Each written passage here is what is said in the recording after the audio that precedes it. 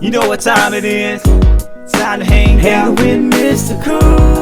With Mr. Cooper, with Mr. Cooper, with Mr. Cooper. Get the latest scoop from Mr. Cooper, from Mr. Cooper, from Mr. Cooper. Hang with Mr. Coop, with Mr. Cooper, with Mr. Cooper, with Mr. Cooper. Get the latest scoop from Mr. Cooper, from Mr. Cooper.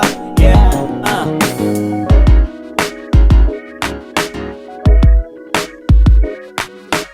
Welcome to the Bit Scoop with Coop. I'm your host, Coop. And of course, this represents the first episode of season 13, people.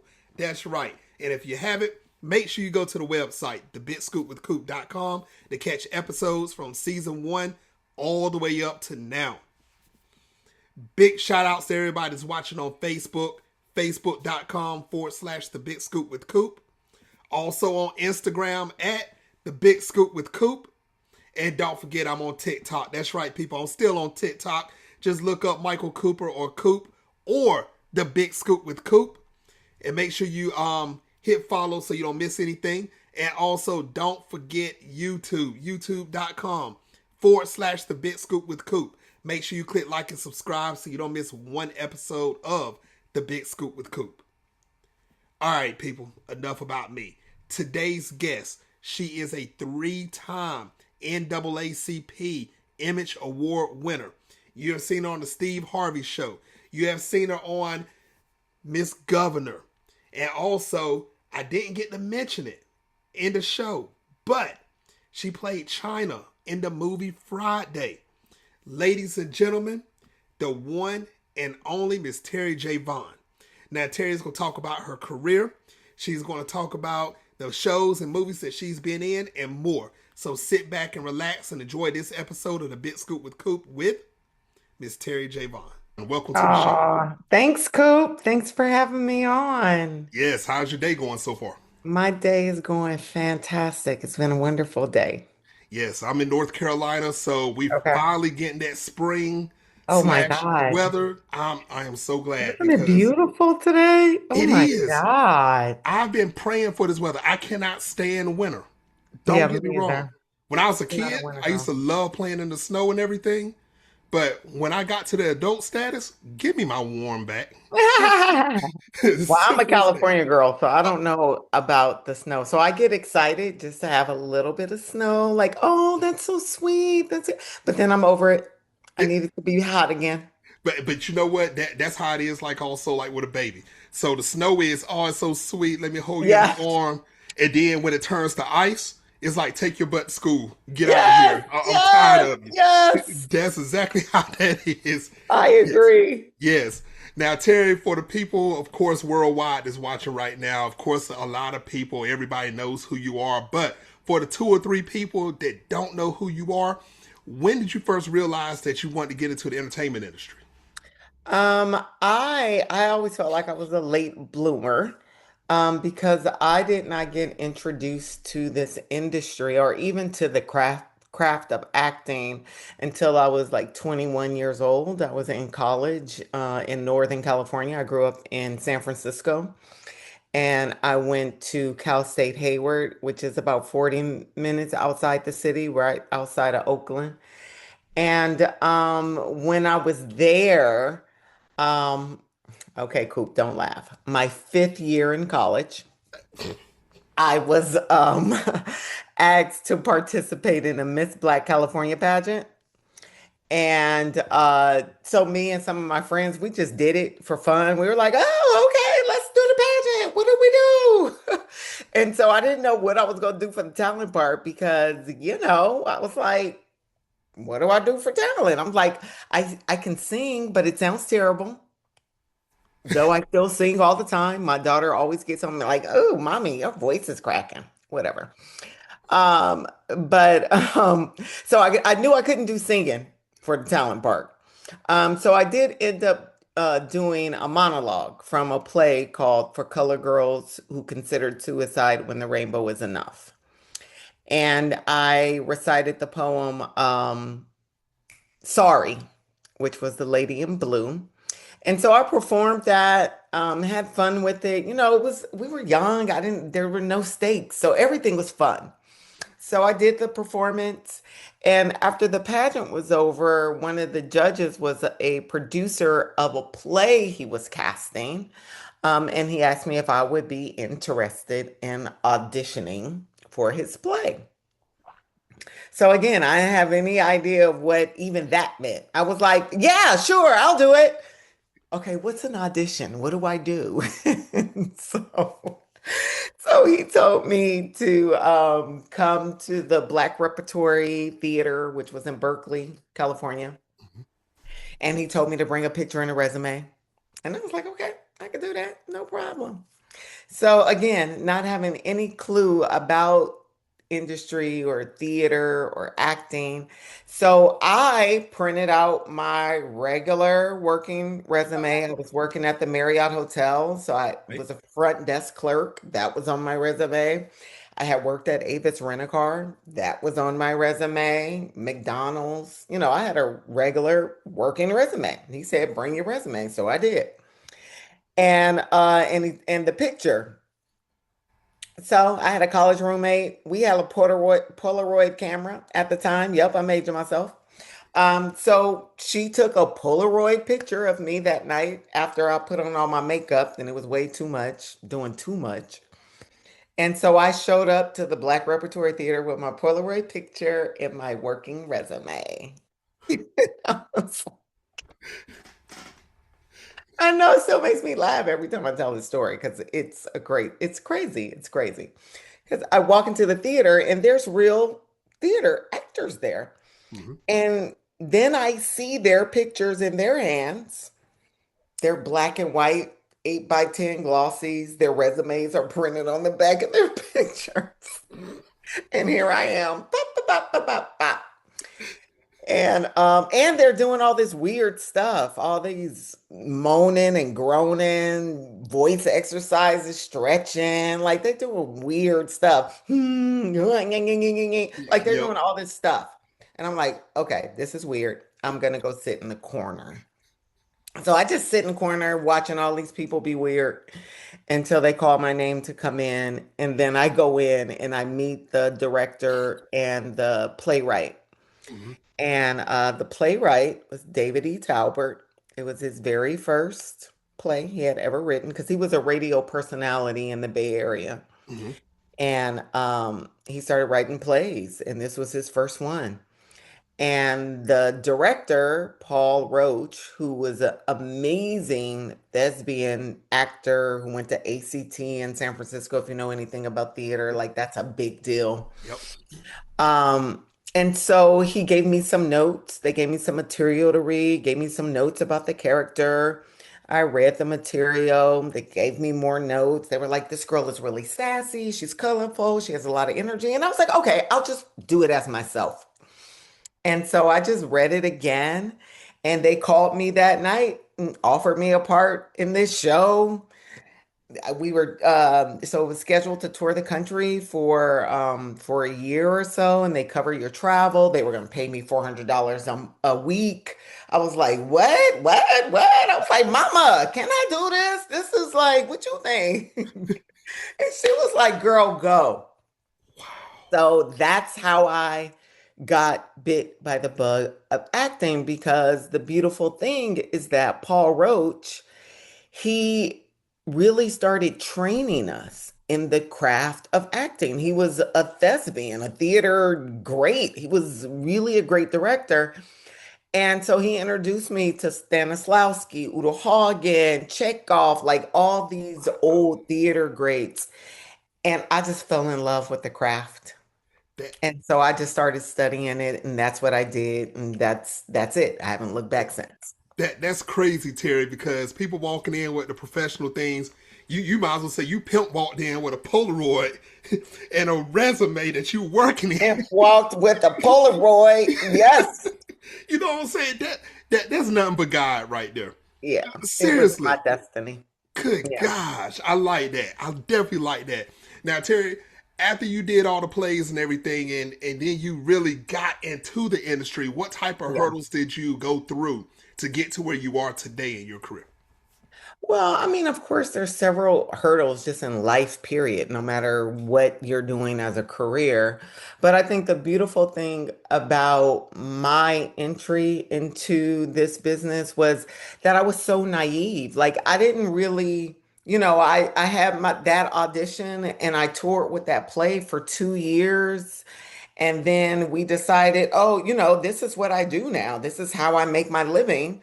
So I was like, oh, so a group of us moved to LA after the show went down and just started pursuing acting. And, the good thing about Paul Roach was that he taught us that the best thing you can do for yourself as an artist is to learn your craft, hone your craft. So Mm. I was always in classes. So that was the first thing I did when I moved to LA. I just started finding acting classes and organizations and these things to just be involved with to keep honing my craft, to meet more people and all the things.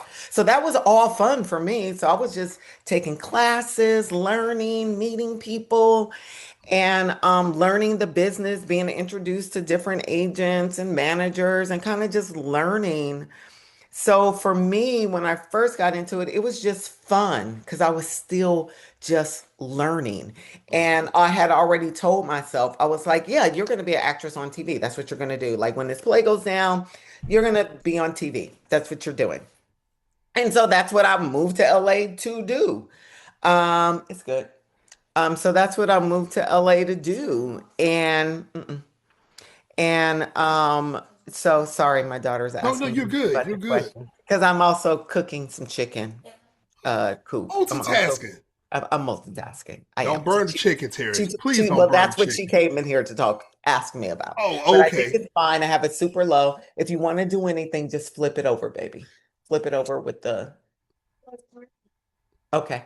Thank you. That's right. Use the I got tongs, baby girl. Use the tongs. Flip it Yeah. over. Don't burn Oh, yourself. thank you. I was looking for the words. Yes, the Tongs. tone. She probably thought I was doing this. Like, put it, clock it. Yep, nope. Yep, that's not what I'm doing. Use the tongue to flip the chicken over. Okay. So, so it was my naivete moving to LA that was really a blessing for me because I didn't feel like anything was hard because I was just there to learn Mhm. how to be on TV. So, classes, signing up for, I did a lot of extra work, like background work when I first moved to LA, because I was told, like in one of my acting classes, this is how you learn the etiquette of being on set, like just be a background actor and just learn the ropes, see what the director does, how they talk to the cast, to the actors. And so I was just always learning. So it was always fun and exciting for me at the beginning. So it wasn't until I was like deep in it, like maybe after the Steve Harvey show, Mhm. where I started to feel like the pressure of like, okay, this business is not easy, it's not nice, it's not Mhm. all the things. And you just navigate and figure it out because like we said early on, how I got into it, I knew this was my destiny. This is my purpose. This is what I do. Yes. And once I got on the Steve Harvey show, it was all about comedy and laughter for me then because I saw what our show did for people. And I learned that from several fans coming up to me and sharing stories about how our show and them watching our show, as they're with their kids or Mhm. whatever, just how it brought joy into their lives. And I was like, oh yeah, that's what I want to do. I want to keep doing that. So that's why I purposely lean into comedy stuff. Mhm. Though in all my acting classes, Coop, I Uh-huh. always got all the heavy dramatic scenes in acting class. Really? Drama, drama, drama, like tear jerking. They stole my baby. My baby is dead. My man left me. And I was always like bawling. And I think they gave me that because I am a very emotional person. So, I wear my heart on my sleeve. I cry, you can And make you me you cry just showed like you hearing. showed that, and you showed that the other day also. I will talk about Instagram in a minute because I Oh, caught that. I want to talk about that also. Yeah. But I want to say this also, dealing with the Steve Harvey Show, Hmm. everybody loved Levita. That Oh, I did too. I love her still. Yes. Now, also, there's something else that you actually done, and you set the world on fire after you did this. And I want to hear how this actually changed your life and your career. You're not a one time. You're not a two time. You are a three-time NAACP Image Award winner. Now, Yeah. how did that change your life and your career? You know what? If I'm being honest, it didn't change anything. It gave me, and at the moment, it gave me just the appreciation because we always want to be recognized for the work that we do. It's always great to be recognized by your peers, by your people, by the industry that you work in. Mhm. It's always nice. And all of us, I would lie if I say, oh, I don't want an Oscar. I don't want to. Of course, I would love one day. But if I don't get one, it's not going to make me change anything about my journey. I'm still going to do what I do.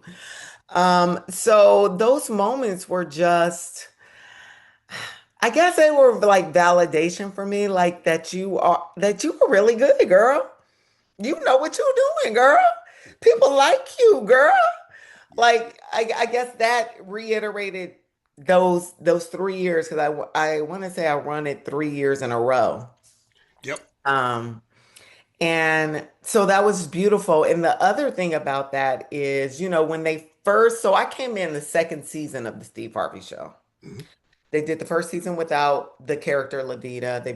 They created Winifred Hervey, the creator of the Steve Harvey Show. She created this character in the second season to give Cedric a girlfriend and somebody that worked at the school. And when I came in that second season, we got so much pushback for this ghetto girl. Why we have to have a ghetto girl working at the school?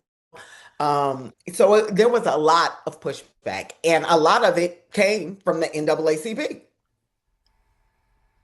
What? from our folks. Yeah, yeah, yeah. Stop it. So it's funny that eventually I went on to win three NAACP Image Awards for the very character that they thought was just too ignorant of a representation of Black people. And for me, Levita was a gift. She was because she was reflective of the girls I knew. She was reflective of me and my neighborhood and, the people that I grew up with. Mhm. So I always felt a huge responsibility for playing this character. Yes. So I loved her as I played her. I cared for her deeply, and I still do, because that's a part of my life. That's a part of my quilt of life, and still is. I mean, I got family member. We all do. Yeah. And so to me, I was like, okay, well, if they don't like that character, they just don't like people that are that way. That's on them. Because And we see, live, we breathe. This is a real person to me. mhm. And see, I looked at it when I watched Steve Harvey Show, and telling my age too. I'm an '80s baby, so of course in the '90s when I watched Steve Harvey Show, I looked at the glass half full. With Levita, it made me wonder. She was street smart, you could Hmm. tell, but how did she end up getting with Cedric, getting in the apartment, being in the school, doing some of everything in that show? That shows there was more than meets the eye about Levita that Yeah. they didn't 100% dig into. And also, when you just said something about the NAACP rejecting it, that's kind of like an oxymoron saying, we don't like it, but let me give you three Image Award winners also for what you have done in your career. Yeah, So, I think after the character was on for a couple of years and they saw how impactful she was and how they had written her in the story and fallen in love with Cedric, and she yes. became an asset to the people, to the environment that she was working in with the principal, Miss Greer. To say, I mean, she became an asset. She Mhm. became a heartstring for people. So all she did was speak honestly. She was truthfully herself. And I think that's what wins people over. It's like nobody wants fake stuff. That's why she got hired because she was honest. She was telling, Principal Greer, girl, you look fly. You are everything. How you Yep. get here? I want to be like that. A black woman, she was all of that. She was Yep. just honest. Yep. And the same thing with Cedric. It was like, oh, she liked this chocolate, chubby, mm, teddy bear of a man. And she was honest. Hmm. So I think that's how she got her job, and that's how she got into the apartment and with the man and ended up marrying. They had a baby, all the things. But have you recognized this, Terry? I'm not sure if you even thought about this. Ever since you did the Steve Harvey Show, look at the roles that Cedric has had after that. I'm talking about being a husband, boyfriend, husband. And ever since it showed you in the Steve Harvey Show being with him, you got Tashina Arnold. You got all these other in the neighborhood. You got all these other people. Now Hmm. he's more of the husband slash boyfriend slash husband material on 98% of the shows he does, even the I have movies. not thought about that. I did not think about Yeah, that because yeah, prior to that character coming on the Steve Harvey show, he was like the coach. He was the side. yes. Yeah. Hmm. Yeah. So you started something right there. You, Well, I can't say that I started it because I didn't write the character. I would say Winifred Hervey started something. okay, big shout outs to Winifred. I'll give you that. But guess what? We saw you on the screen. So if you didn't tell us that, we Right. wouldn't have known. So big shout outs to both of you. Now, Thank how you. was it when the cameras was not rolling on the Steve Harvey Show? Was Oh it, my how God. was the cast and crew? It was amazing. Like that's one of the best chapters of my life. Like we had so much fun. We built true friendships and found it was everything that you would think it would be with those two crazy Steve and Cedric, with me and Wendy, and then the kids. It was everything. It was a beautiful time of life. Now, I'm thinking about all of you all on set at the same time. I do not see how you all could go through one take in a scene without We stopping didn't. and laughing. I We knew did it. I We didn't. did. We didn't. Cedric and Steve are crazy. Yes, they are. Like me and Wendy, we Yes. show up. We are very professional. Not that they weren't professional, but we made sure we knew our lines. We couldn't get thrown off because these guys were going off book. They're comedians. And so we had to know our stuff enough to be able to flow with them no matter where they went. And so it was the best training. It was like improv, comedy. Like I got the best schooling for what I love to do. And I just feel so blessed. I feel so blessed. You should. I love it. You should. Now, another question. I'm glad you brought that up also because I know that you have worn at least two different hats in this industry. You have had the acting hat on and the director hat on. Which hat is harder to wear in your career right now? Um, well, harder as far as the More work work itself. responsibility. Yes. Oh, directing is definitely way more responsibility. Huge responsibility. Um, when I started directing, which I directed my first thing, I want to say 2015, something like that. Mhm. Ever since when I started directing, that's when my sleep got messed up. I have a problem sleeping now. I cannot turn my brain. It's a different muscle. It's a different muscle. So, yes, directing is definitely a lot more work. You're responsible for a whole lot more. And you just have to you have to have the right kind of, for me, the right kind of personality to command a stage full of people Mhm. who are professional and awesome at their own crafts. But everybody's coming to you for the answers for the things that they need to do. And you have to have an answer for everybody. Good Like there's hundreds gosh. of people on set. Yeah, that's true. That's very true. Yes, Good but gosh. I love it. I love it, Coop. I know you do. I know. That's I why I love asked it. that question. ladies and gentlemen watching worldwide right now, I hope you're taking in all these nuggets as Terri is saying, because she's worn many hats. She's done so many things, walking in, pimping with a Polaroid, with a resume. I'm That's still right. in there pimping Yes, with a you Polaroid. better use it. You better use it. Next time I hear it, if you say it on television, I'm like, yo, I said Yeah. that line. Everybody that's watching right now, take this down, because if you're trying to get into this industry, if you work hard, trust me, you'll be able to play hard. And you see, Yeah. three-time Image Award winner, you're going to be deserved if you put the work in. And I think even I'm gonna add something to that Yeah, because it is work, but I believe that more than the work, it's if it's your passion. Like you have to love it because it's not an easy business. It's not a friendly business. It's not like industry, Hollywood does not care about you at all. They don't know you. They don't care about you. So it's not, but this is the industry you're in. Yes, it's all this. yeah, So to navigate through it and stay in it and do your best, like you just have to love it. It has to be a part of your passion. It's like, what's your purpose? What's your why? Why are you doing this? It cannot be for fame and it cannot be for money because you are going to be so disheartened if that is the only goal. that is so true. And I have not had a chance to actually do what you've done in your career. I've been in a couple of indie movies, and this is Mhm. season 13 for me in this show. But I'm just picturing the things that you went through. I mean, that you haven't even talked about on this show right here. That was like, should I keep going? Yes, I Yeah, love this. I'm going to keep going. I believe you had many of those conversations in your head, and that's absolutely. crazy to me. That's really crazy. Now, Yes. last Many, I many, believe it. many times. Cool.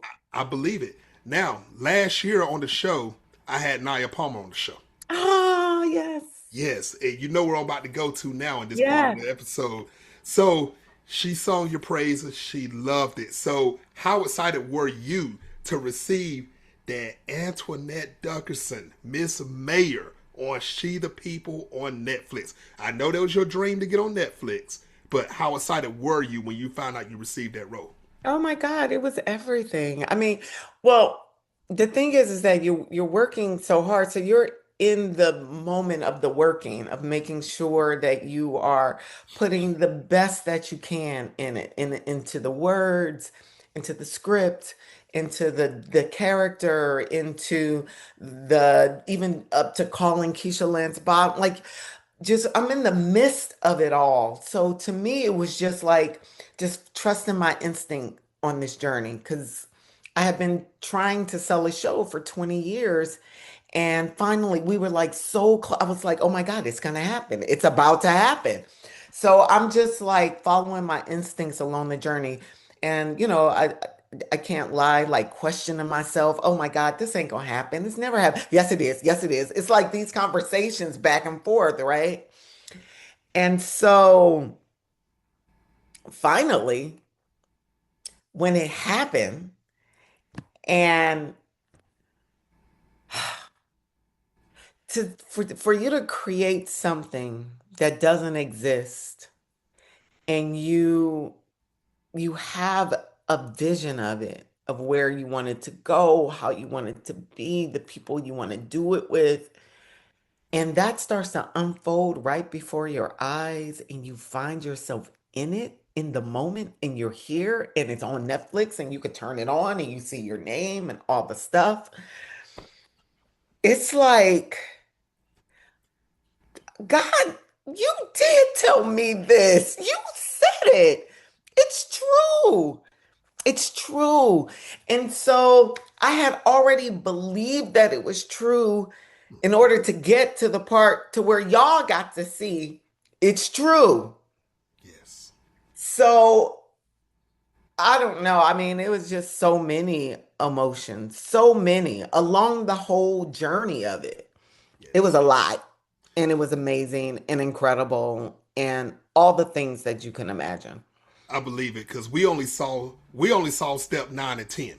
Yeah. We didn't see steps 1 through 8 to get you to 9 and 10 Yeah. and being on Netflix. Now I want hold on, Secretary. I'm not going to talk to you on this one. Hold on. Netflix, if you're watching right now, I'm saying this directly to you because a lot of people follow me on LinkedIn and other people, all other places that's on Netflix. Listen to me closely. Terri's resume is so darn big. You have no choice but to do a spinoff on one of her shows and going to put her back on Netflix. She felt like it was home there. Bring her back. It's time to do it. It's nothing to think about. Pick a show, do a spinoff, bring Terri back.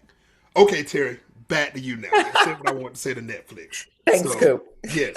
So, we're going to talk this in the atmosphere. We're bringing you back in. Yeah. Because, yes, you're still on fire and you're doing so much in your career and it's not even over yet. It's nowhere Yeah, close to no. being over. It's nowhere No, over. it sure isn't. No. Now, Terri, I want you to talk about your two babies that you got also. I'm not talking about the one that's flipping chicken. Not that one. I'm talking about Nina Holiday Entertainment and Oh, TJV Enterprises. Tell us how okay. it all came about and tell us what it is.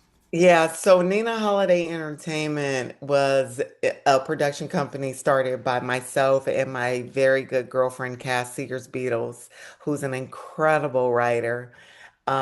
We met on the set of an independent movie that I was working on, and she was actually the costumer. And she had written her first book. And she asked me if I would read her book. We didn't know each other, but we were friendly on set. And she asked me if I would read her book. She had just written her first novel, and I was like, of course, I'll read it. So I read her book, and I was like, oh my God, this is good. So I called her up, and I was like, have you ever thought about making your book into a television series? Because this was after Steve Harvey Show. This was after All of Us. So I wasn't working. So I was just trying to figure out what I was going to do next. And so I was like, ooh, this book could be my next TV series because it was really good. It was called A Girl Named Lily is the name of the book. So, so when I told my agents about the book and whatever, and so they set up meetings for Cass and I to go out and pitch the book as a TV series. And the feedback we kept getting from the execs were, it's a good story, but it doesn't sound like a black voice. It doesn't sound like a black woman. Cass is very black. I promise you. She's very black, very beautiful, and very talented, and this is her voice. So that just kind of that pissed us off, lit a fire under our butt, and that's what launched Nina Holiday Entertainment. We were like, okay, we're just going to create content for us, for me and my peers, for us to be able to work. And so dang, when was that? We started Nina Holiday. Oh my God, I can't even remember, maybe 2005. I can't remember. It was like a long time ago. Okay.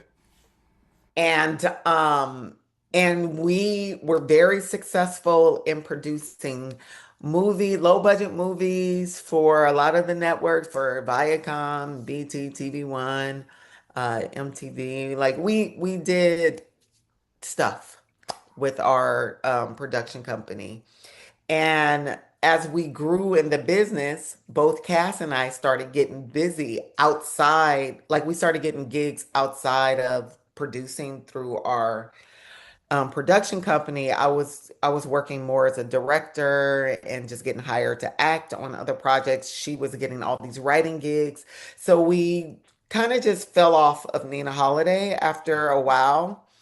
Um, and just started focusing on building our individual brands Hmm. so that we can like kind of empower ourselves individually so we can come back and do whatever we want to do. And so we still are focused on doing that. So she has a company now, and I have TJV Enterprises. And TJV Enterprises was birthed out of creating Miss Governor and with the hopes of launching, like you just addressed Netflix, launching spinoffs and more comedic shows with Black women in the leads of these comedic shows. I just think it's important for us to see Black women in leading roles, in comedy roles. I feel like we do a lot of drama, we do a lot of crying, we do a lot of trauma. Mhm. And so, which is needed for those stories, but I want to be the counter to bring some joy and some light and some laughter and some fun so we can laugh at all the messed up stuff going on in the world. That's what I'm talking about. Ladies and gentlemen, watching worldwide right now. If you can, go Google it. If you need to, look up Nina Holiday Entertainment. Look up TJV Enterprises. Big things are going down in there. Also, once again, She the People is on still on Netflix. If you have not Miss seen it, Governor. It's make sure. Miss Governor now. Oh, Miss Governor, there you go. Make Hmm. sure you go watch it. You want to make sure you tell your family, your friends, you know what, even tell your haters to watch it also, because they need to Yeah. boost it in their And there life were also. tons of haters that watched it and they were like, I'm like, nah, I don't care. I don't care. Exactly. Exactly.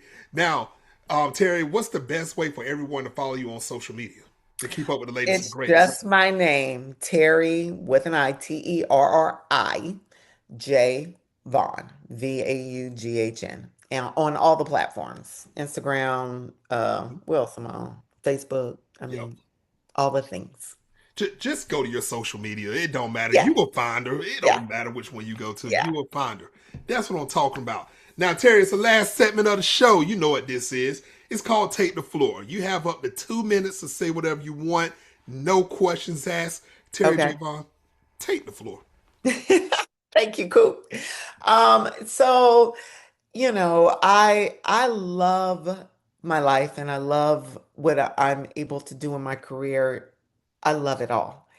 And I just want to remind people that because a lot of times, especially when I talk to women, they feel like they can't have it all, that they can't have big, uh, successful careers and a very stable and successful, loving family, household.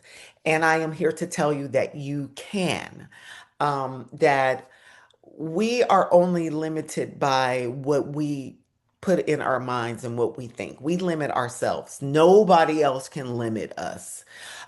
That you are blessed and gifted with a gift that is called you are the co creator of your life. God created you in the image of him, which he is the creator of all. So you have power to create the life you want. And all it takes is a undeniable belief in whatever that is. And that's why I tell people you have to love what it is that you're choosing to do because that will keep you going. And believe that if God put it in you as a desire, as a vision, as a dream, He gave it to you. So now it's your responsibility to believe it enough to take the steps. He'll unfold it, he'll put the people in place for you, but you have to believe the dream that he put in you. And I just feel like a lot of times people don't because life is hard, life is challenging, we got bills, so we settle and we just accept something else other than the dream that we have inside and we put our dreams aside because we just think they're dreams and we're tripping and life is not like that. No, life is exactly like that if you choose it. So choose you, choose your dreams, and go for it. God is just waiting for you to co create with Him. There it is. There it is.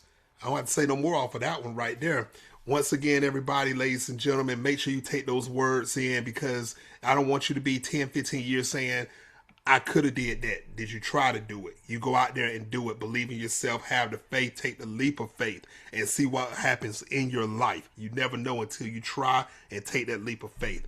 Once again, make sure you go look up TJV Enterprises, look up Nina Holiday Entertainment. If you've never seen the Steve Harvey Show, you must be really, really, really young, or It's on you Netflix don't now, have TV. too. So I have two shows on Netflix. Yep, that's right. That's all I'm about to say. Go to I Netflix. got I two. told you. I told you. Terry's everywhere on your TV. Make sure you follow on social media also. Now, Terry Javon, I want to thank you for coming on the show, and I would love to have you back on in the future. Anytime, Coop. I appreciate you. I really do. That's what I'm talking about. Ladies and gentlemen, my next guest on my next guest for the Big Scoop with Coop. I got tongue out of 13 seasons. I just got tongue twisted for the first time. Let's rewind that back. Bloop, bloop, bloop, bloop, bloop, bloop, bloop, bloop. Ladies and gentlemen, my next guest on the Big Scoop with Coop is, I'll announce my next guest. You better follow me on social media to find out who the latest and greatest is. Until the next time, people, on the Big Scoop with Coop. Peace. Peace. You know what time it is? Time to hang out with Mr. Coop. With Mr. Cooper, with Mr. Cooper, with Mr. Cooper. Get the latest scoop from Mr. Cooper, from Mr. Cooper, from Mr. Cooper. Hang with Mr. Coop, with Mr. Cooper, with Mr. Cooper, with Mr. Cooper. Get the latest scoop from Mr. Cooper, from Mr. Cooper.